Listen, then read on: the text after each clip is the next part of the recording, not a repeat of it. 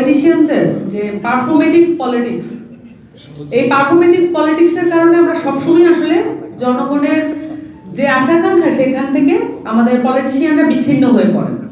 কারণ এখন পর্যন্ত আমরা নতুন ধরনের রাজনীতি আনতে পারিনি, সবগুলো দল আগের ধরনের রাজনীতিই করছে। আমরা দেখতে পাচ্ছি এখনো অস্ত্র, অর্থ, বিত্ত এবং পেশি শক্তি, এগুলোর প্রভাব দিয়ে বাংলাদেশের রাজনীতি করা হচ্ছে এবং সিভিল সোসাইটির উপরে এক ধরনের প্রেশার ক্রিয়েট করা হয়। সিভিল সোসাইটিও পাল্টা প্রেশার ক্রিয়েট করে। এটার মধ্যে দিয়ে যে জিতবে সেই তৎক্ষণাৎ উইনার।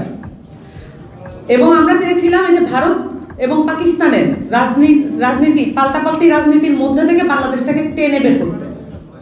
আমরা আবারও দেখছি বাংলাদেশ এমন একটা সম্ভাবনাময় দেশ হওয়ার কথা ছিল, কিন্তু আমরা আবারও দেখছি ভারত এবং পাকিস্তানের টানাটানির মধ্যে বাংলাদেশ